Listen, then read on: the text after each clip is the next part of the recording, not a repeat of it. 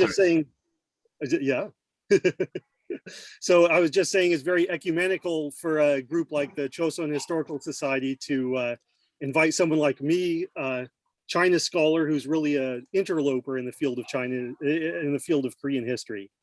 But let me go ahead and share my screen and get started here.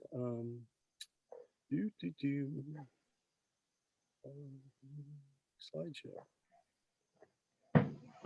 Great, hopefully everyone can see that. So I'll be talking about one small portion of my upcoming book, which looks at, the book in general looks at how the expansion of publishing, including commercial publishing, in the late Ming dynasty intersected with changes in the circulation of cartographic materials, not only in China, but more broadly throughout East Asia. Now, when I first decided to pursue this topic, I was faced with something of a challenge as a China scholar. In the People's Republic of China today, maps, even antique maps, are often seen as something rather sensitive. When I was in grad school, I heard various stories about scholars who were trying to access maps in archives, but were denied because there was suspicion that maybe they were working on Tibetan independence or something like that. So what I decided to do, instead of trying to get at those maps in archives in China, was to focus on printed maps of the type that were included in books, instead of those beautiful, colorful, large format painted maps that were held by the court or military maps used in the field, etc. So of course, as historians, the materials that we use as our sources can dramatically shape the narrative that we produce.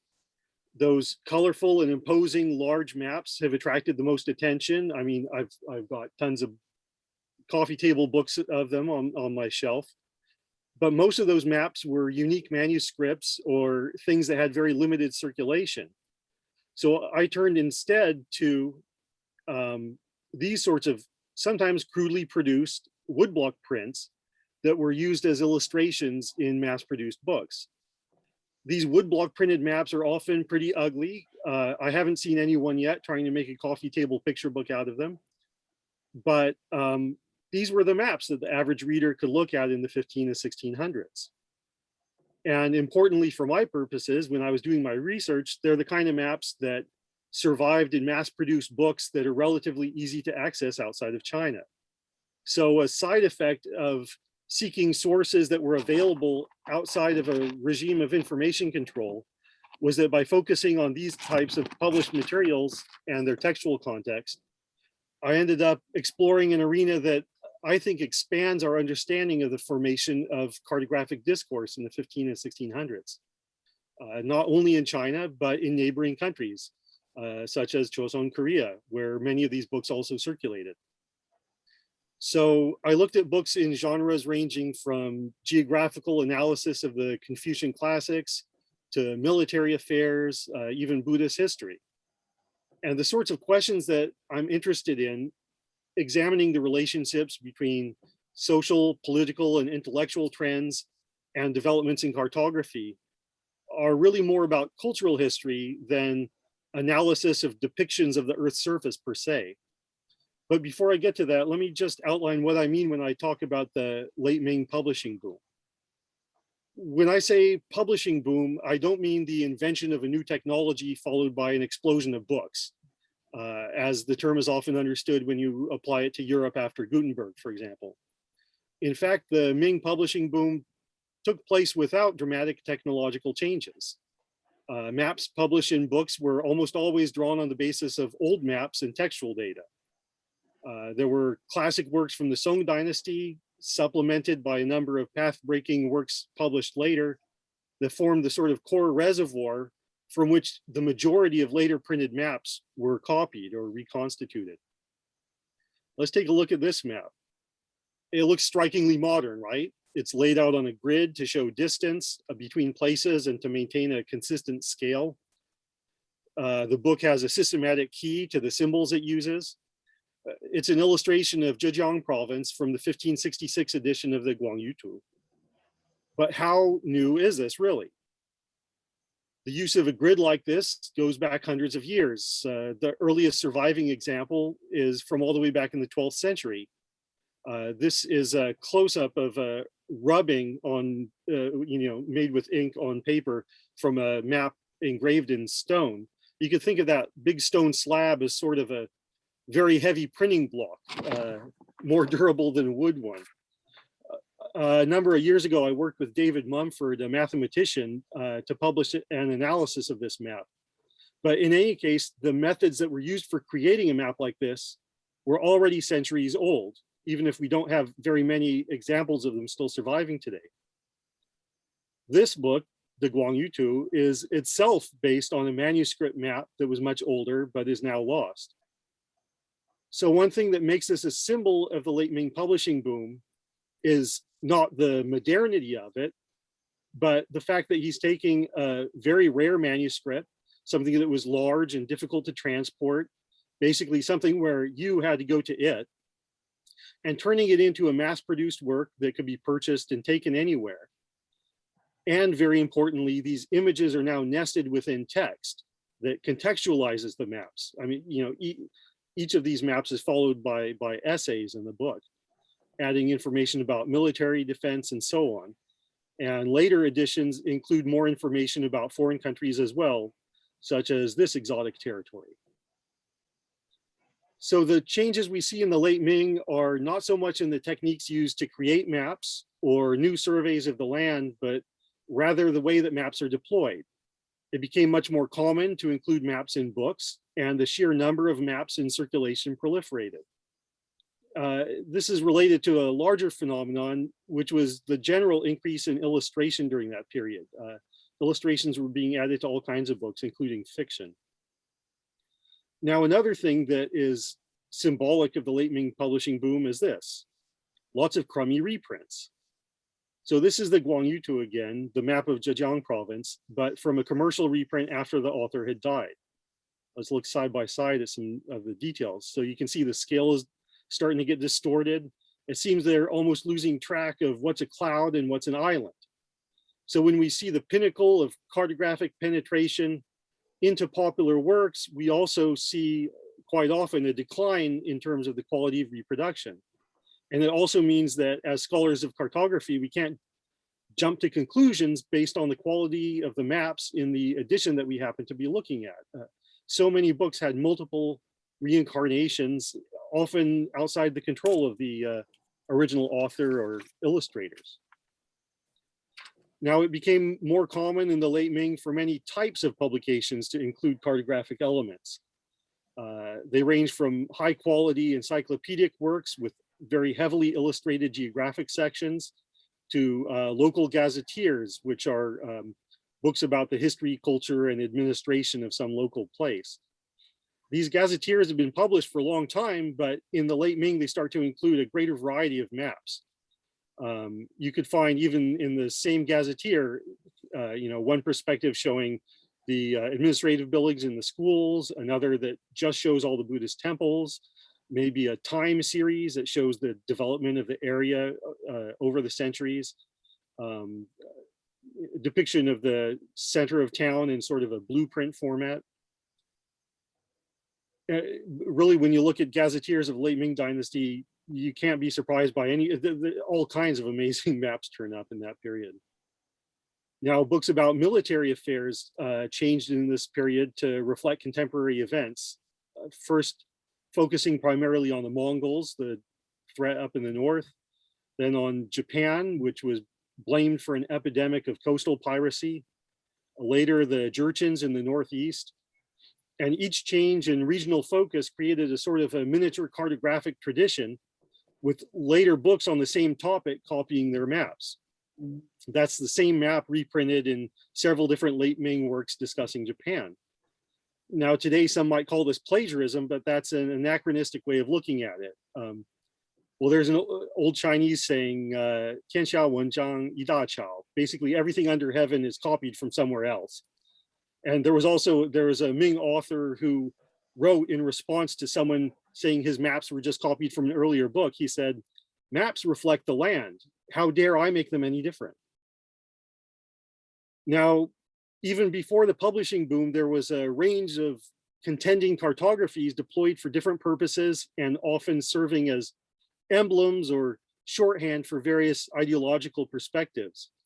The late Ming difference is that because of the greater number of maps in circulation and the greater availability of books about them and including them, these different views became part of a new kind of discussion, one that extended far beyond the frequent scholarly emphasis today on cartography as a function of early modern state formation.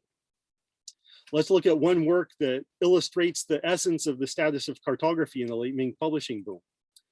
In Zhang Huang's late 16th century Tushu Bian, compendium of illustrations and text, you could translate that as, we find in one place a survey of the entire previously published cartographic record, from historical maps depicting the age of the sage kings, to a Buddhist depiction of the continent of Jambudvipa, even copies of newly introduced Jesuit world maps. Zhang wasn't just going after the novelty of presenting Jesuit and Buddhist worldviews alongside the Sinocentric and state-centric tradition of official cartography.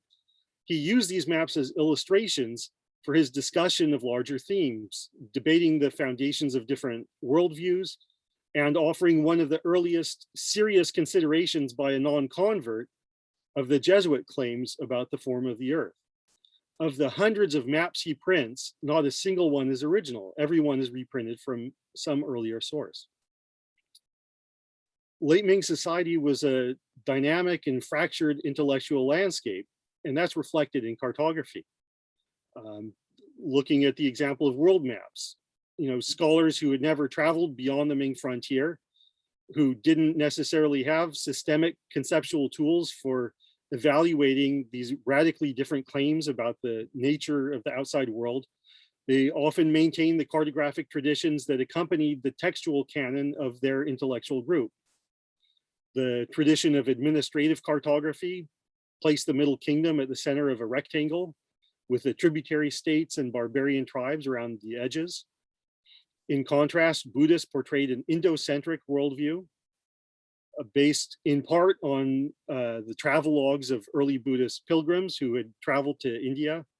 And for representing the rest of the world and the universe, it was derived from Buddhist cosmology. When the Jesuits arrived and introduced an entirely different worldview with specifically named continents and unheard of countries, they tried an unprecedented technique of making extensive logical arguments in text on the map itself to convince Ming literati of the truth of their views. If you look at the left and right on this map, you can see these blocks of very dense text. Also, the diagrams in the corners and the explanations all over the map. So all these different types of world maps are signifiers of cultural threads. They reflect that there wasn't some sort of monolithic traditional Chinese cartography, but schools of thought and practice that were by this time butting up against each other in print to an unprecedented extent. Now, in my book, I also look at cartography in neighboring Choson Korea and Japan to see the role that printed Ming books from this period had in these places when they were exported. In turn, maps produced in Korea and Japan found their way into China, where they were reprinted and became part of the cartographic discussion that was taking place there. Of course, the role of classical Chinese as a shared written language throughout East Asia meant that books could be shared as well, sometimes bestowed as official gifts, obtained by diplomats, but on a larger scale, though one that's difficult to measure, they move through commercial trade. So taking these interactions into consideration, I argue in my book that we should consider the broader East Asian sphere in the early modern period as a network of communication, rather than focusing on countries as discrete units with separate histories of cartographic publication. Scholars like Wang Yong in China and Oba Osamu in Japan have emphasized the interconnectedness of East Asia in their studies of the Book Road, which is a sort of a reconfiguration of the Silk Road that emphasizes, instead of the transfer of wealth, the transfer of knowledge. between the Asian mainland and Japan, often via the Korean peninsula.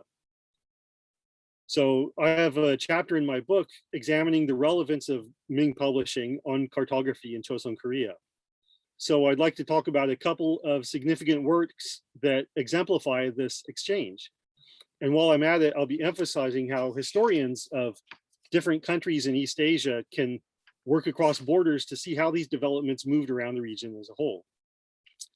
This is the first map in the Sinjong Tongguk Yoji Sungnam, the newly augmented geographical survey of the land of the East. From here on, I'll just call it the Sungnam.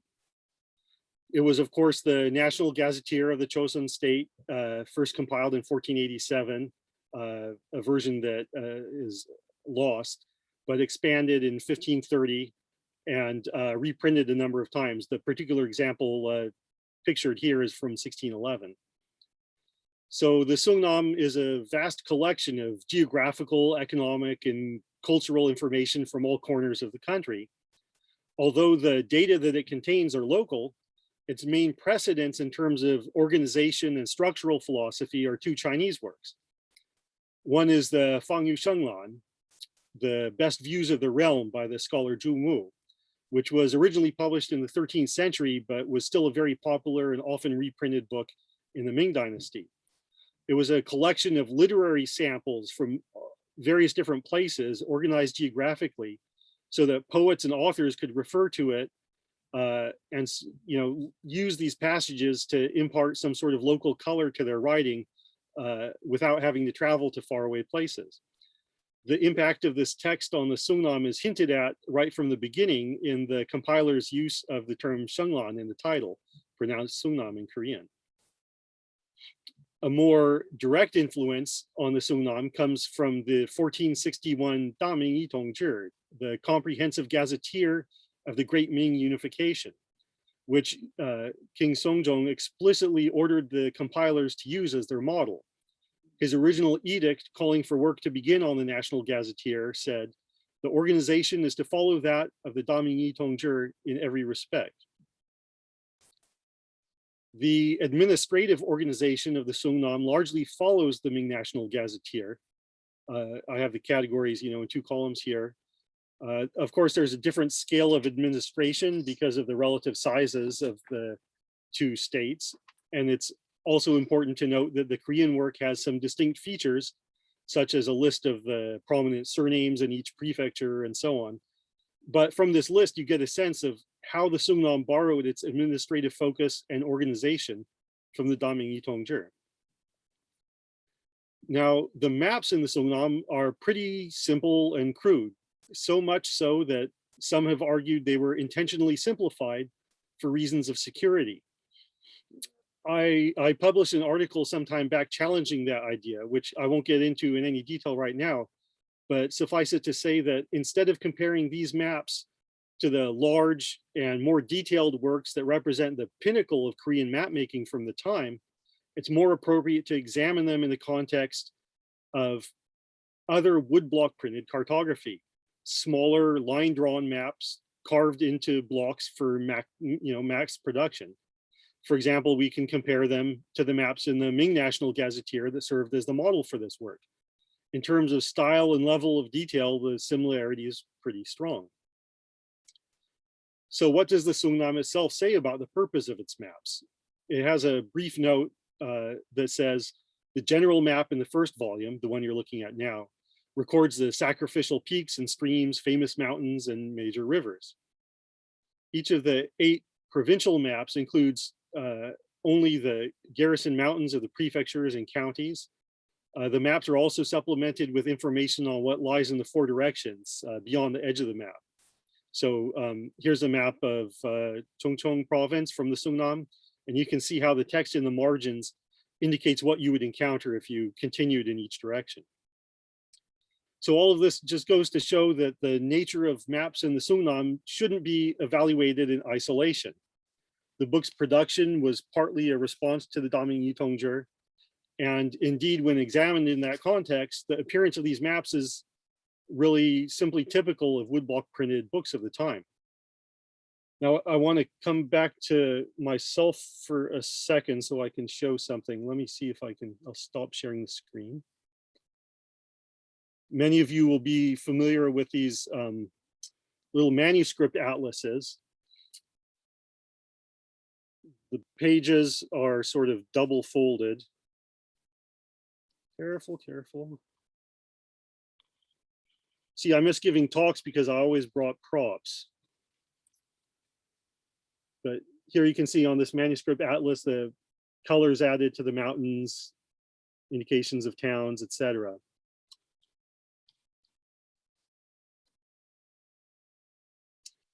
Now, if you look at the maps, it's clear that the Sungnam's maps were the prototype for most of them. Let me go back to sharing my screen.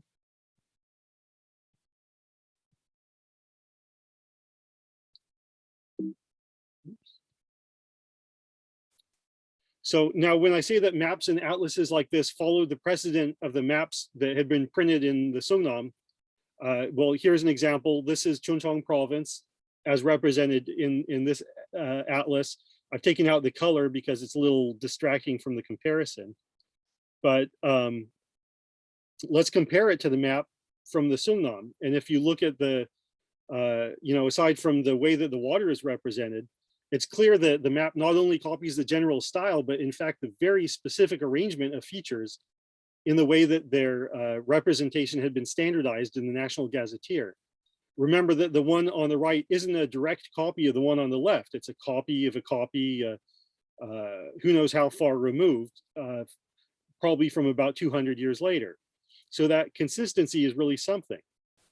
So even a couple of centuries after the Sungnam's maps were first circulated in print, privately made manuscript atlases remained remarkably loyal to that precedent.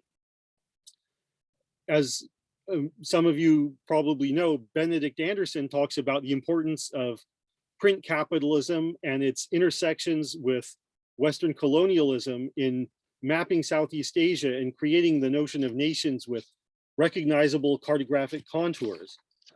But in Korea, there wasn't a highly developed cartographic publishing industry until the 19th century, yet we do see these manuscript maps based on the Sungnam.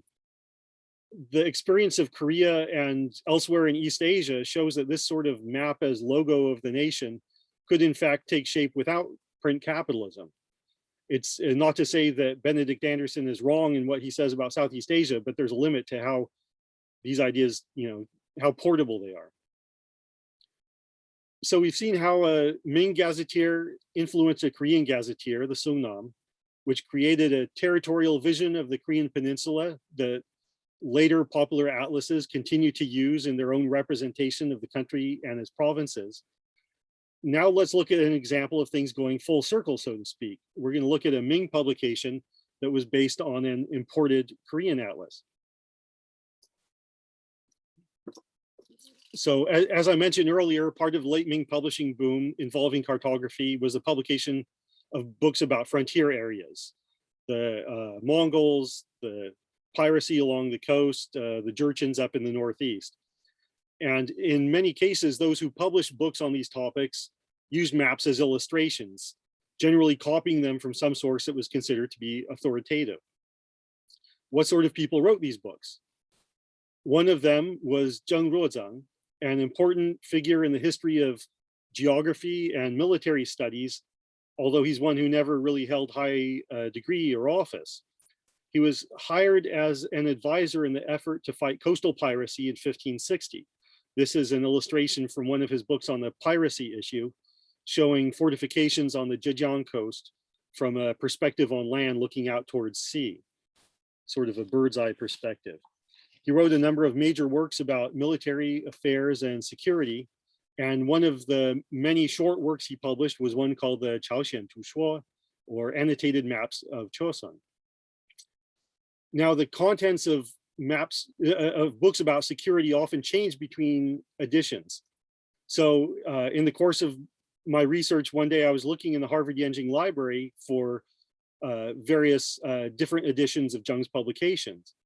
And they had a microfilm of a short text that is held at the National Central Library in Taipei, which is called the Chaoxian Tushuo.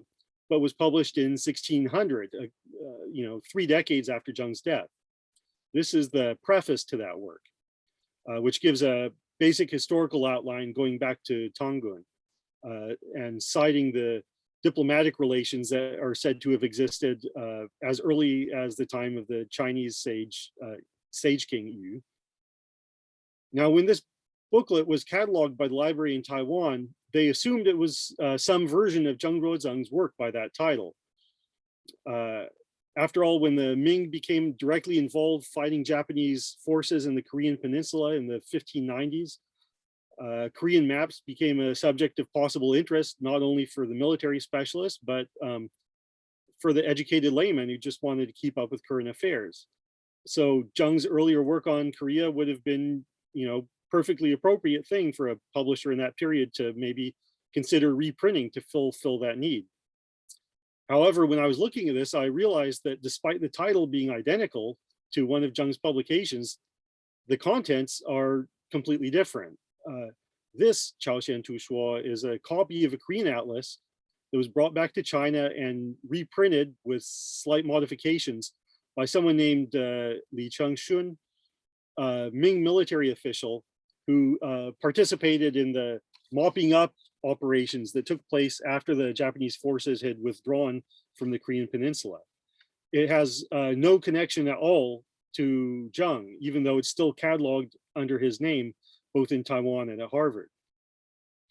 So this booklet consists of 18 sheets printed from wood blocks. This first sheet that we're looking at is completely textual, obviously. This is followed by a very crowded map depicting the entire Korean peninsula and some adjacent islands, everything obviously squeezed into a rectangle. The remaining pages have maps of each province, and the provincial maps are followed by a listing of the province's prefectures and counties with their relative positions and distances apart. If you look closely at the numbers given in these listings, they're based on the distances provided in the Sungnam. The maps are very similar to those that are found in the miniature atlases like this. Now, if you look in the top margin of the maps, you'll see additional notations, sometimes also added on the sides, that include details like post stations, local military commanderies, and other institutions, depending on the region that's covered. The practice of copying maps derived from the Sungnam with additional annotations like these added in the margins appears to have been somewhat widespread in the 16th century. There's a small woodblock printed atlas held by Yongnam University, for example, that it's woodblock but has marginal notes like this added by hand. There's a very similar manuscript atlas in the Yun collection, a famous Korean map collector. The way the notes are written in the margins is almost identical. Lee's version differs, however, in that it contains a note at the bottom of the 8th page explaining the special use of sik in Choson as a unit of distance. It says here that it's the local dialect and that it means 30 li. So that's a usage that would have puzzled a reader in China. So this explanatory note, together with that historical summary on the opening page, provide additional evidence that Li was considering the needs of a Chinese audience in reproducing these Korean maps. So this brings us to a central question. Who on earth was Li Chengshun? And how did he come to publish this Korean cartographic text? He was too minor of a figure to cite in the dynastic history of the Ming, but he is mentioned in provincial and prefectural gazetteers from his home region. He published a couple of minor works on military issues, including this little book about famous swords. He was clearly somebody who had a passion about military arts and history. In my book, I talk a little bit more about that, but let's get to his time in Korea. A provincial gazetteer of Zhejiang, his home province, includes a brief biography of Li, tracing his military career beginning in the 1560s. He gradually rose up through the ranks to take on assignments related to naval defense that brought him north along the coast to the Shandong Peninsula. And eventually, as part of the Ming military intervention against Hideyoshi's invasion of the Korean Peninsula, he ended up in Korea. He arrived in 1599 after Japanese forces had withdrawn, but in the midst of rumors that they might be preparing to strike again. His biography describes a scene at Busan where he was assisting in defensive preparations facing the island of Tsushima. Sorry about the modern map, but imagine Li commanding the Ming forces at Busan while the Japanese forces were stationed right across the water at Tsushima. The biography says that when the Ming forces fired guns during their training drills, the Japanese soldiers on Tsushima could hear them, and they laid low and didn't cause trouble, which offered some respite to the Korean side. During that time, when he was there, Li received news that his mother had died. So he asked for permission to hurry back for her funeral, but he was denied. So unable to return, he instead cut his thigh and sent an offering. So he's celebrated in this biographical account, not only for his military service, but for his filial piety. Korean sources relevant to Li Changshun, especially the Sonjo Silok, actually provide a wealth of information about him and from a more critical perspective. So after arriving in Choson in the summer of 1599, Li met the king at court. He's described as about 60 years old at the time. There are about 24 references to him in the veritable record, most of which are minor, but they reveal that the Korean court, while showing him every courtesy when he was present, actually held him in relatively low regard. He comes under repeated criticism for his failure in the eyes of the king's advisors to comply with the Confucian rites of mourning. In contrast to that moving account of cutting his own thigh that appears in the Zhejiang Gazetteer, the Silok records that he dressed inappropriately after hearing of his mother's death, and that he tasted meat and wine when it was supposed to still be forbidden for a son who was in mourning. And his actions and those of his subordinates were cited as examples of the decay of ritual propriety among the Chinese. Those criticisms obviously contrast with the tone of the Chinese gazetteer entries, which were, after all, written to celebrate a hometown hero and were probably based on his self-reported exploits, who knows. Now, despite the court's criticism of Li behind his back, the king expressed unlimited gratitude to him, continuing to do so until his farewell in late 1600. Li's time in Korea lasted for about 1.5 years in total. And obviously his presence there gave him the opportunity to obtain maps of the country. The reprint that he made for a Chinese audience was produced very soon after his return to Ming territory. Li Changshun is also mentioned in a number of other Choson works. So all of this serves to remind scholars of Chinese history that it can be perilous to overlook Korean sources. In Ming Dynasty sources, it's common to read things like, what could we possibly have to learn from foreigners?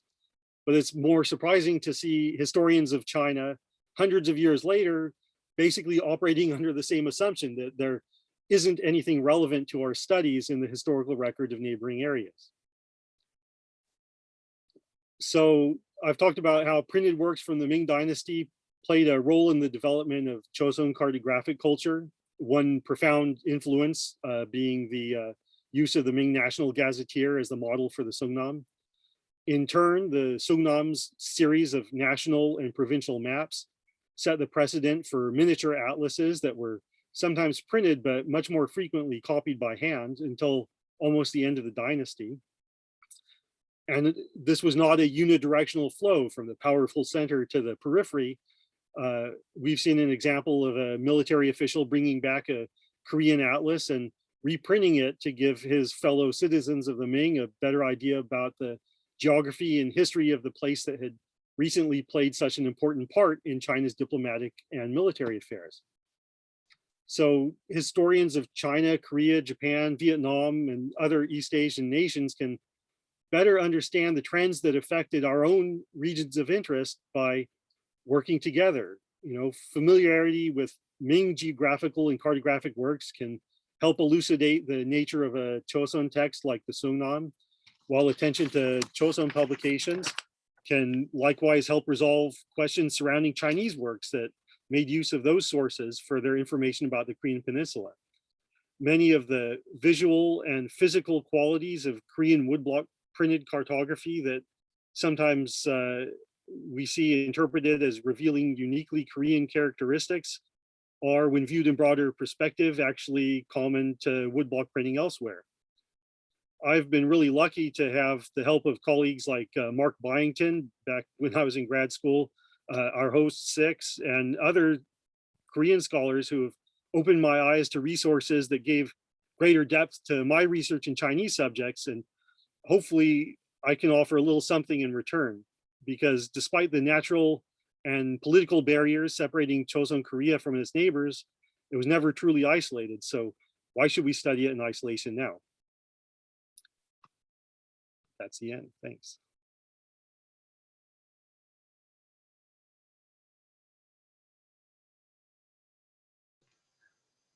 Thank you, Alex, for the wonderful talk. I guess, Nick, what do you think? Perhaps what we should just do is open the floor to some questions. You can use the raise hand function or type your question in the chat. I think we're not a very big group, so we can do this sort of in a bit of an ad hoc way.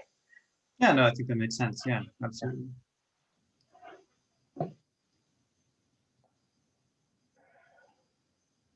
Sorry, I did not see a raise hand function, so I'll just go. Oh, really? Don't worry. Yeah. Yeah. Oh, I don't know why. Yeah. Is there? Weird. Yeah. Okay.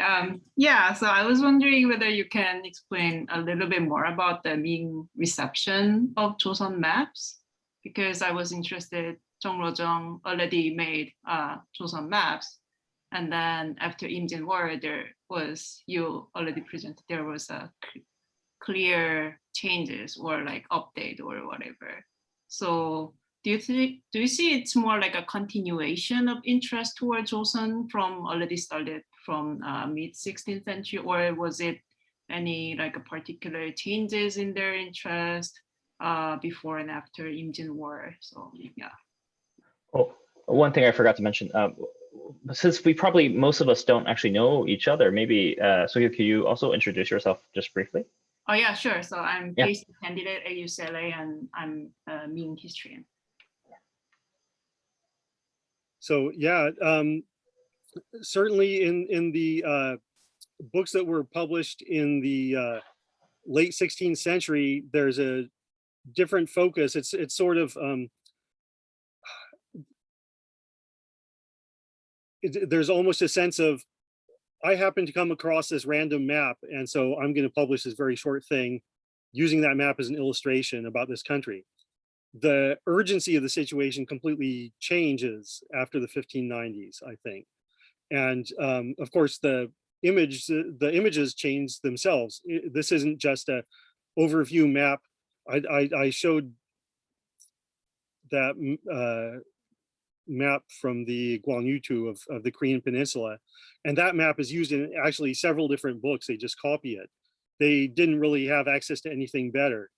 But you know, after this atlas is reprinted, it's not just an overview map. You have the different provinces, you have all of that additional textual information. Unfortunately, it's very difficult to know how widely it was read, how many copies were printed. You know, unfortunately, the record is so incomplete today that those are questions that are very hard to answer. But you certainly get the impression of sort of a watershed of new information in the Ming after that.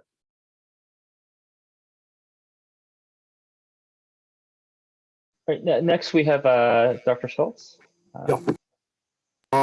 Ned Schultz, University of Hawaii retiree, corneal specialist. So everything you talk about today is just really a footnote to real history, which starts with. So I was wondering, you showed a lot about the relationship between Choson and the Ming, but what about Japan? You'd mentioned, I think briefly, there was some things with Japan. Do you see any kind of similar dialogue or cartography with Japan at this time? Yeah, well, Japan presents just a host of different situations. I mean, for one thing,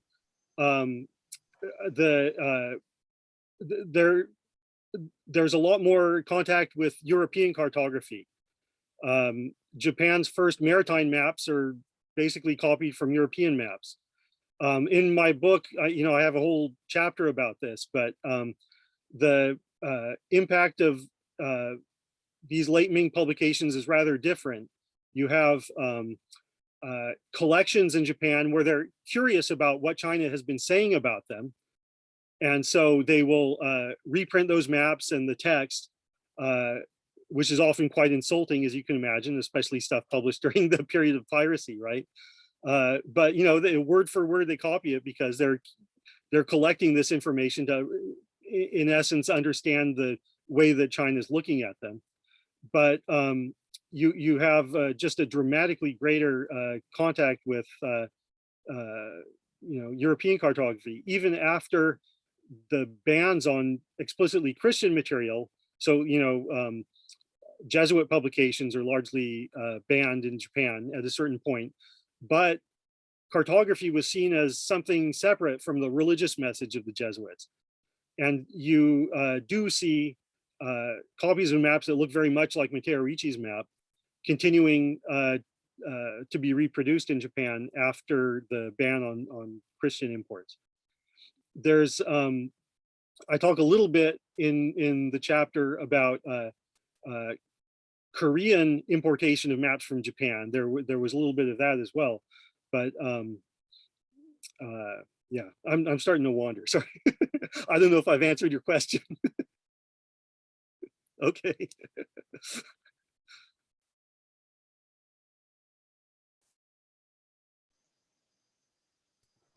Don? Don Baker, University of British Columbia. Didn't the Koreans consider maps kind of a national security issue? Would they happy that they found out that China had all these maps of Chosun, or did they not know about it? Well, it seems, and I talk about this a little bit, it seems that this really went in waves, and there were periods of concern about security, but other periods, I mean, you simply can't have another country's army defending you without giving them basically complete access to everything you had. And I really wonder whether someone like Li Changshun also had access to all sorts of other large manuscript maps and stuff like that he wasn't able to take with him. And this was just something that was easy to carry out and then to reprint. But yeah, there were periods of more and less concern about security, and the same thing is true of the Ming Dynasty. There was a Korean diplomat who was getting a copy of the Damingyi Tongzhi, that national gazetteer that I mentioned, who was punished for it because it was unauthorized. But in other times, they're giving them as gifts to Korea. So, yeah.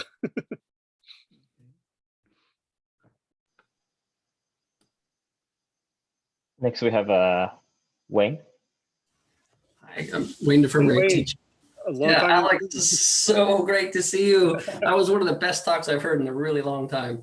And thank you so much for it. My question is probably too broad, but I'm working on some projects that have a lot to do with copying and with context. And that seemed to be sort of a central part of your talk. How do you put cartography in context? How do you, for example, I remember a talk you gave actually in graduate school where you showed how this discussion about sort of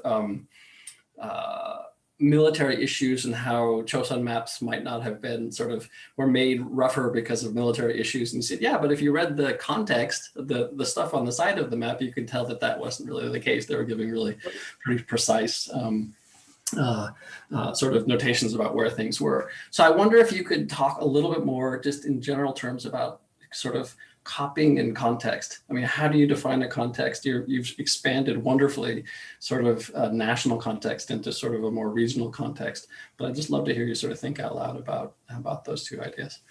Well, context is important in so many different ways. I mean, the issue that we were talking about just now, if you take a look at the text of the Sungnam, for example, these the beacons, the signal beacons, that's something you would expect them not to want to talk about if they're really concerned about military security.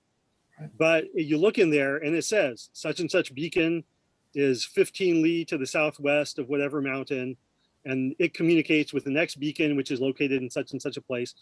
And that's not the kind of thing you would necessarily put in something if you're really trying to guard your secrets. It seems to me something that reflects more sort of national confidence to put out a book like this. So that's an example of looking at the text and seeing if the assumptions that you make from the images really hold true. Another example is the maps composed by Matteo Ricci. There are really low quality copies of them in some late Ming books. And so people have pointed to these and said, this proves that they didn't really understand what's going on. Because look, I mean, North and South America are just basically stuck together. And then there's a couple of lines, but they clearly didn't understand longitude and latitude. But then you look at the text and it's actually the entire preface of Matteo Ricci's map, which explains all of these things in great detail. The problem was it was really difficult to render that in a woodblock print that's only this big, right? So it's just something that you have to take into consideration. There were very large format maps that they wanted to reproduce in some portable form. One way to do that is to divide it up into lots of little pieces. Some of those ones that were printed with grids, you could actually match up, you could disassemble the book and match up the grids and actually make a large map that way, or at least they said you could. I've never actually tried doing it with any of them. But another way is just take the whole thing and squeeze it down to a fraction of its size. So much is lost when you do that. But if you look at it in the context, what were they trying to do? Another thing to think about is so much of the time what we assume a map would convey was conveyed in those days by text. Like, for example, books about roads. There are books about the road network in the late Ming Dynasty, how to get from point A to point B. Some of them were printed even without maps. Others just have an extremely basic map. All you can see is, okay, this place is to the west of that other place or something like that. Totally useless in navigation.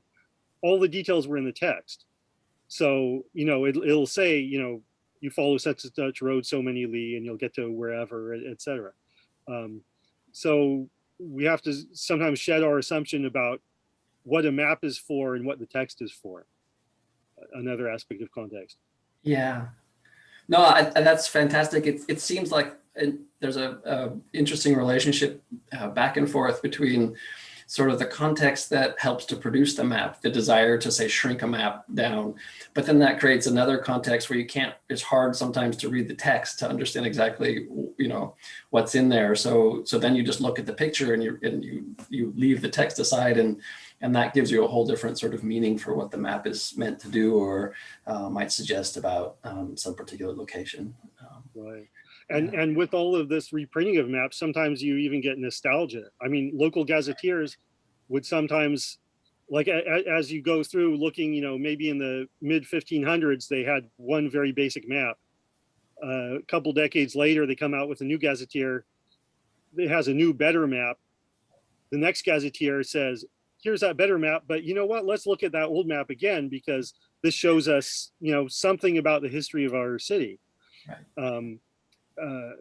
So I once was peer reviewing an article about Korean cartography. Someone was talking about a map that was reprinted in Korea, and they talked about how it had a completely new Korean context, but when looking at the actual map, every detail was exactly the same. The text around it was exactly the same. What is new about the context? It is something that makes you think, because really every time you reprint something, you are giving it some sort of new context. Maybe the item itself is completely the same, but just the new eyes that you're showing it to. are where the new context comes from. Yeah. Well, thanks for a really fantastic talk, and it's so good to see you again. It's been such a long Let's keep in touch, man. Yeah, definitely. I don't want to monopolize the conversation, so I'll be quiet now.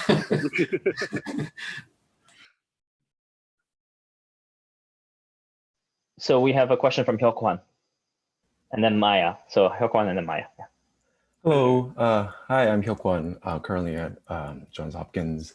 Really enjoyed your talk, by the way. And one thought that came to me as I was hearing your explanation of Li Chengshun is that his version of the Jijiao Xinshu, the new book of effective techniques, which is a military training manual, is actually the one that gets adopted in Korea. So I think it's a nice way to bring I wonder if there's a the connection. story around. Huh. Yeah, I think it probably was conveyed when he was there, or if not earlier, because different versions of that text were coming into Korea during the war itself. But he would have been, I think, known already when he arrived, because his text, Jijiao Xinshu, was widely read. And it was actually the central book around which the Korean military was reformed after the war. So just wanted to mention that. But my question has to do with something else. So I think you've shown us a really compelling evidence, right, of how these maps were circulating, becoming adopted and adapted. But you've also mentioned like sort of episodes where things don't move along so fluidly, you know, like the episode about the Korean interpreter trying to bring it back and then getting caught. So I was wondering if you could maybe elaborate a little more on that, like that side of the story where perhaps the frictions and the stops and arrests that happen within this network and what that might teach us, you know, how that might give us perhaps a different sense of how things were moving. Right. Well, I mean, it depended on the political situation in Korea and in China, you know, different states. At the time when the Song dynasty was threatened by northern neighbors, the relationship was much more fraught. But I felt that sort of the emphasis on these periods of friction, or the times when things weren't getting through, so many people have written about that, that I wanted to sort of emphasize the evidence that clearly a lot of things were getting through a lot of the time, and that those might be exceptions rather than the, you know, this standard assumption of how things were. Of course, it's very hard to know, but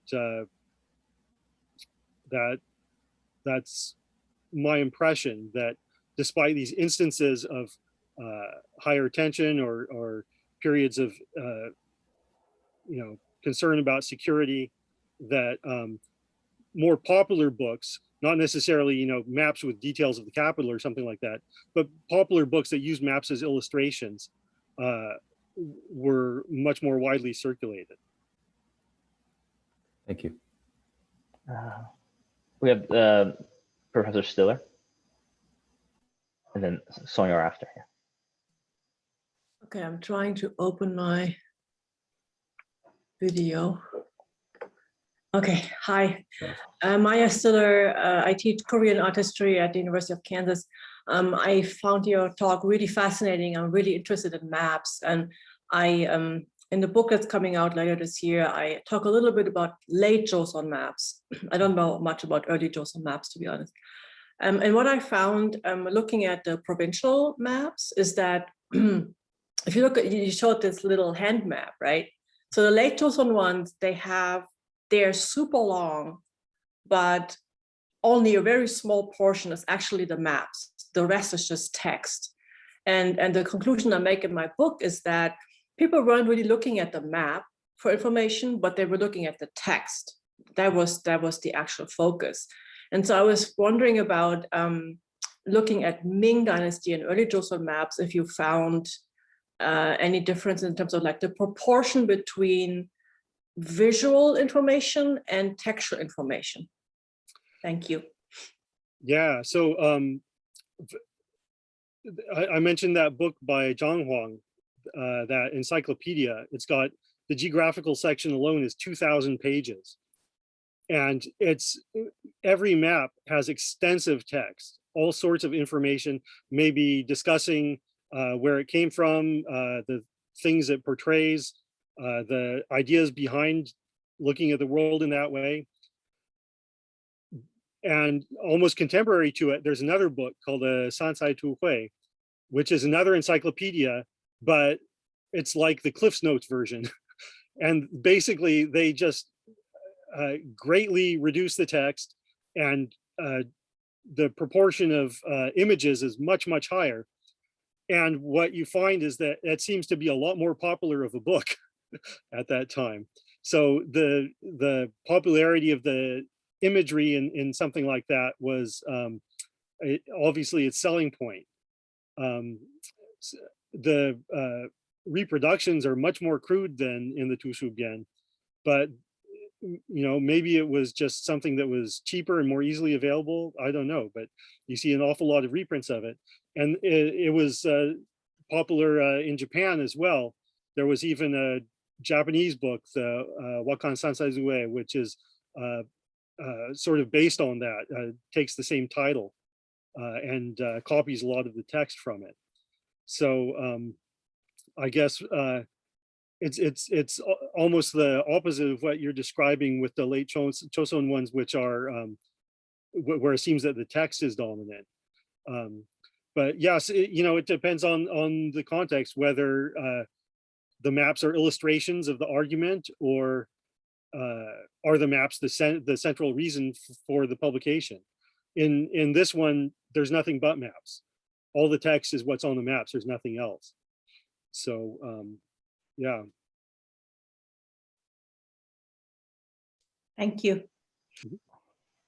Okay, Son?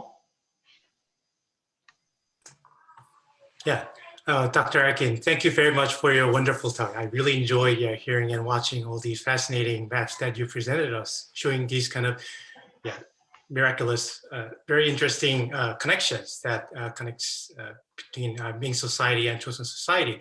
So the particular question that I'm curious is about whether you had occasion to look into maps that are not in kind of what we will consider as non-fictional literature, but also in kind of fictional literature. For example, like, do you see kind of a map illustration that also appear in kind of popular novels in Ming, in late Ming, and particularly, was there kind of occasion of kind of depicting these foreign entities or barbarians or kind of otherness that projects these fantasized or even inaccurate, not close to precision, but does kind of deliver some kind of information, right? Yeah, information about who they are and what kind of identity they are kind of trying to express and address from those kind of depiction and descriptions. Yeah, well, that's sort of, there's two parts to that. There's the fiction one, like fiction in terms of novels and stuff like that.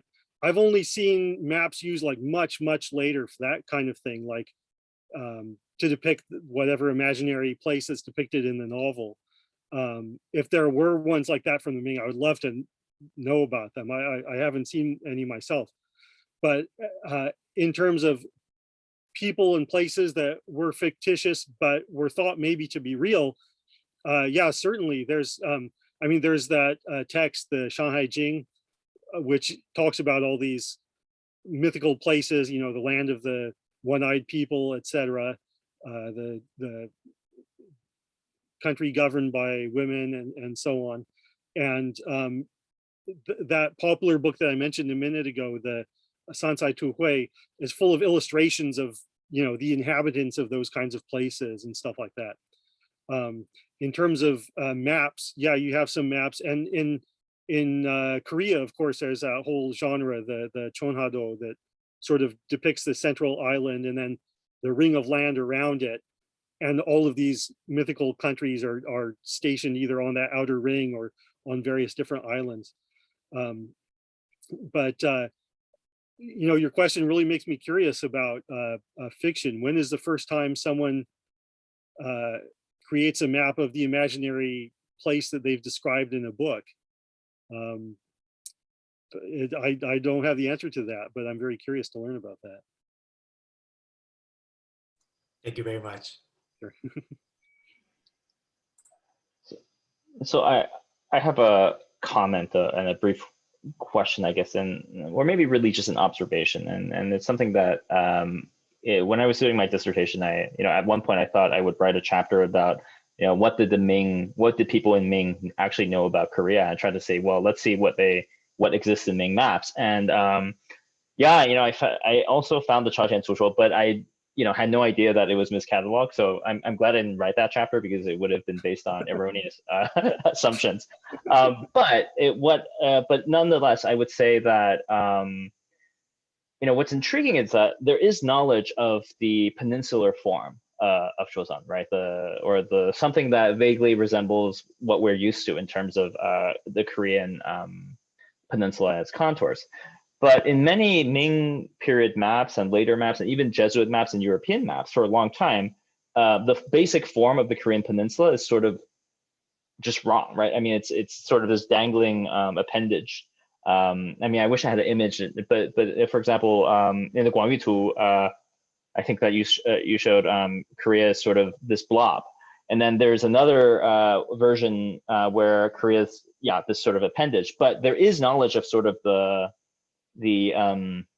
something that looks like the geography of the Korean peninsula in the Chaoshan Zhuzhuo. And I was just thinking that your argument about copying and maps based on other maps makes a lot of sense, because I guess what you can say is these three different depictions of the Korean peninsula seem to come from three different types of maps, and they don't. As far as I can tell, nobody has taken the three of them and tried to merge them or reconcile them, or to make an amalgamation where you have the Guangyu, but then you use the peninsula form from the Chaoshan Zhuzhuo.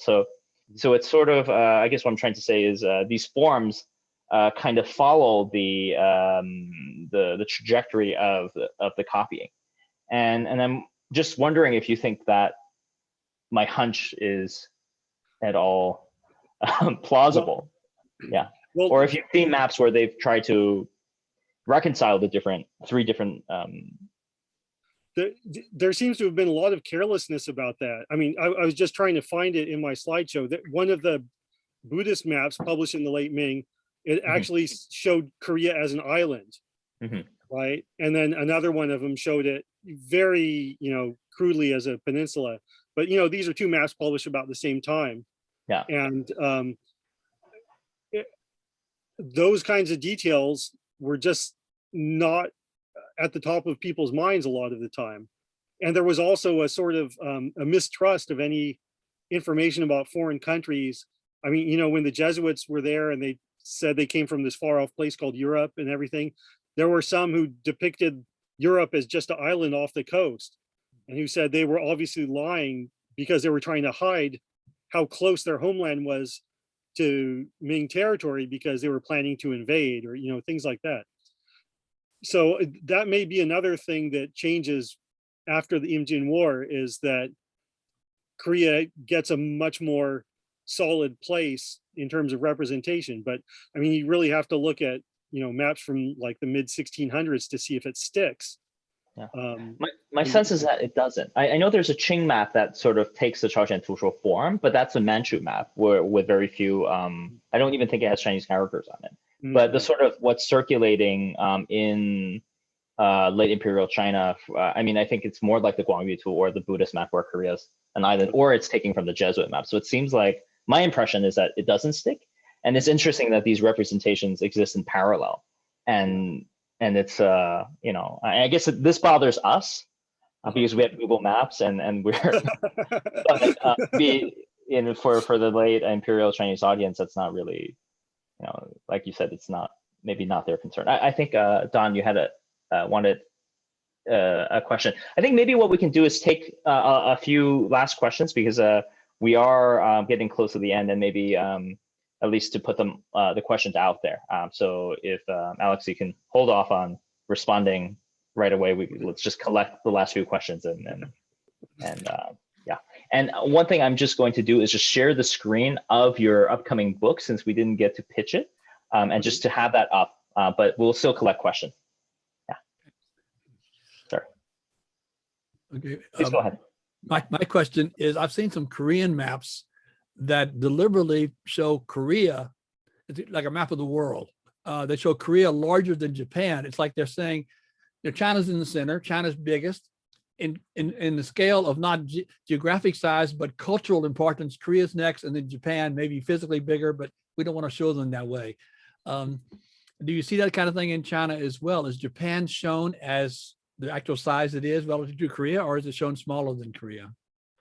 Oh, the sort of Sinocentric perspective is pervasive, absolutely. And that, that was a major criticism of the Jesuit worldview, of course. It showed China as just another small place in this vast world. But the Jesuits weren't the first to do that. I talk in my book about how the Buddhist cartography had already decentered China. There were explicit debates about, shouldn't we show an Indo-centric worldview? So, it wasn't a popular perspective, but it is something that existed in China before. So when they say that Matteo Ricci shocked the Chinese by showing this, I don't think so. I think that that idea was there before. But I know exactly what you mean about the Korean maps. Like, for example, there's a gigantic manuscript map from the very early Ming Dynasty, which exists there's an example in China and a couple of Korean examples that are copied. And you can tell instantly, like from across the room, is this the Chinese original or is this one of the Korean copies? Because Korea is like, boing, it's just much larger on the Korean one.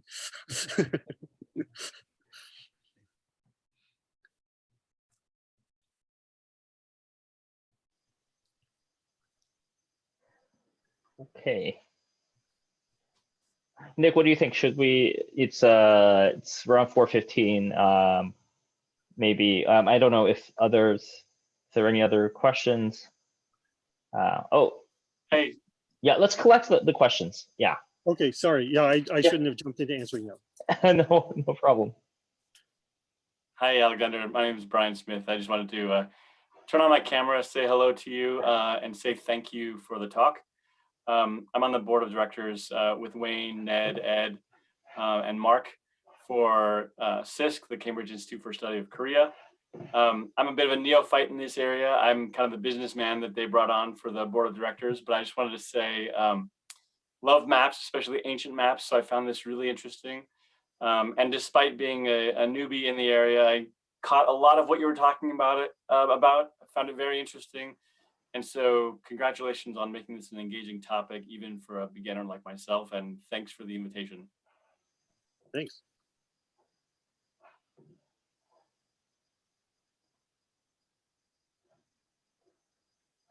Thank you. Yeah. Well, yeah, I guess Six, if unless there's any other questions, perhaps as you suggested at the beginning of the talk, we can, I guess, start to wrap the sort of formal part of the talk up. But if people would like to, share any insights about what they would like to see out of future programming from us, or indeed sort of ask any questions about what we're up to, we'd be very appreciative of that.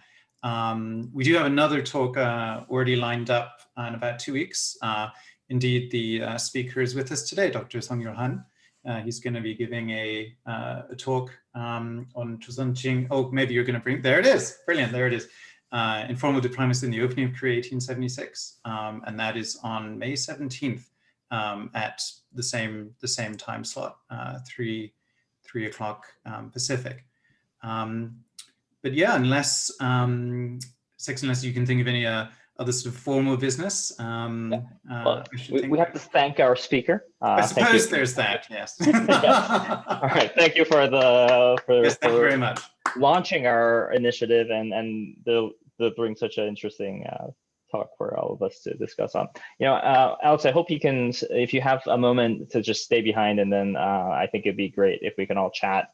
You know, this is up to everybody. You know, if you have time, we would all really want to hear your feedback about this initiative, Choson History Society, what it can do, what going forward, and also if any of you are interested or have students, colleagues, friends who might be interested in events like these, and how to bring them in to as either to participate or as members of the audience.